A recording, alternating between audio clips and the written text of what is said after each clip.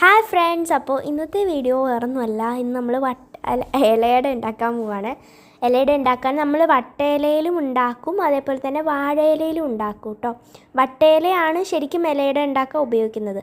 വട്ടയില പിച്ചിട്ട് കഴുകി വെച്ചിട്ടുണ്ട്. ഇതാണ് കേട്ടോ നമ്മൾ ഉപയോഗിക്കുന്ന മാവ്. അരിമാവ് നല്ലോണം ഏലക്കൊക്കെ ഇട്ട് കിണ്ടി എടുത്തതാണ്. അതിനുശേഷം അത് ബോൾസാക്കി വെച്ചിട്ടുണ്ട് കേട്ടോ, എളുപ്പത്തിന് വേണ്ടിയിട്ട്. അതിൻ്റെ കൂടെ തന്നെ അതിൻ്റെ ഉള്ളിൽ വെക്കാൻ വേണ്ടിയിട്ട് ശർക്കരയും തേങ്ങയും കൂടെ ഉള്ളൊരു മിക്സും ഉണ്ട്. അതിനുശേഷം നമ്മൾ ഇലയിൽ വെച്ചിട്ട് നന്നായിട്ട് ഈ ഒരു മാവ് ഒരു ഉരുള വെച്ചിട്ട് നന്നായിട്ട് പ്രസ് ചെയ്ത് കൊടുക്കുക. എന്നിട്ട് അതിൻ്റെ ഉള്ളിലോട്ട് എന്ത് ചെയ്യുക, ഫില്ലിങ് വെച്ച് കൊടുക്കുക. കുറച്ച് ഫില്ലിങ് വെച്ചാൽ മതി, അപ്പോഴേ തന്നെ നല്ല ഭയങ്കര മധുരമായിരിക്കും, ശർക്കരയല്ലേ, അതുകൊണ്ടിട്ട്. സോ നമ്മൾ പെട്ടെന്ന് ഉണ്ടാക്കാൻ തീരുമാനിച്ചു, പെട്ടെന്ന് തന്നെ അങ്ങനെ വീഡിയോ എടുത്തതാണ് കേട്ടോ. ഇത് സ്പെഷ്യലായിട്ട് ഉണ്ടാക്കുന്നത് എന്തിനാണെന്ന് വെച്ചിട്ടുണ്ടെങ്കിൽ വാപ്പച്ചിക്ക് നോമ്പാണ്, അപ്പോൾ വാപ്പച്ചിക്ക് ഭയങ്കര ഇഷ്ടമാണ് ഇലയട, അതുകൊണ്ടാണ് കേട്ടോ. എന്നിട്ട് ഇതിങ്ങനെ പ്രസ് ചെയ്ത് വയ്ക്കുക, എന്നിട്ട് മടക്കി കൊടുക്കുക, എന്നിട്ട് നമ്മൾ ഒരു പാത്രത്തിലോട്ട് വയ്ക്കാം. ഇതേപോലെ തന്നെ കുറേ ഉണ്ടാക്കിയെടുക്കണം. 3 എണ്ണം ഒരേപോലെ പരത്തി വെച്ചതിന് ശേഷം ഒരുമിച്ച് മധുരം ഇട്ട് മടക്കുകയാണെന്നുണ്ടെങ്കിൽ കുറച്ചുകൂടെ എളുപ്പമായിരിക്കും. കാരണം ഒരു സ്ഥലത്ത് മധുരം ഇടുമ്പോൾ മറ്റേ സ്ഥലത്ത് പരത്തി കഴിഞ്ഞിട്ട് കുറേ നേരം അതവിടെ ഇരിക്കേണ്ടി വരും, അതുകൊണ്ടാണ്.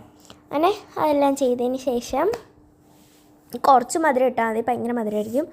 എന്നിട്ട് അതൊന്ന് നല്ലോണം പകുതി വെച്ച് മടക്കി പ്രസ് ചെയ്യുക. എന്നിട്ട് നമ്മൾ അപ്പുറത്തറ്റത്തുനിന്ന് അകത്തോട്ട് മടക്കുക, ഇപ്പുറത്തറ്റത്തുനിന്ന് അകത്തോട്ട് മടക്കുക, എന്നിട്ട് ഡയറക്റ്റ് മടക്കുക. അങ്ങനെ ചെയ്താൽ മതി.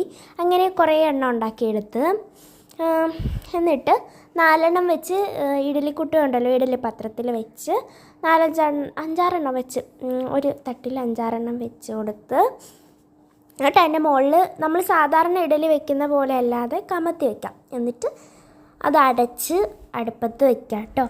അടുപ്പത്ത് വെച്ചിട്ട് ഒരു അരമണിക്കൂർ വെച്ച് കഴിയുമ്പോഴത്തേക്കിനും നല്ലോണം വെന്തിട്ടുണ്ടാവും. എന്നിട്ട് ഓഫ് ചെയ്തതിന് ശേഷം തുറക്കുമ്പോൾ ഒരു വട്ടയില വാടിയതിൻ്റെ നല്ലൊരു സ്മെല്ല് വരും കേട്ടോ, എനിക്ക് ഭയങ്കര ഇഷ്ടമാണ്.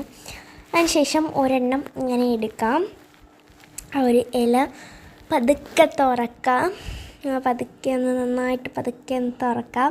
ഈ തുറക്കൽ എനിക്ക് ഭയങ്കര ഇഷ്ടമാണ്. ഇങ്ങനെ തുറന്ന് ഈ ഒരു ഇലയിപ്പോൾ ഇങ്ങനെ വരുന്ന കാണാൻ ഭയങ്കര രസമാണ്, ഒരു സാറ്റിസ്ഫാക്ഷന്, സ്റ്റിക്കറൊക്കെ ഇളക്കണ പോലെ ആയിരിക്കും. അതിനുശേഷം നമ്മൾ അതിനെ ഒന്ന് കട്ട് ചെയ്യാം.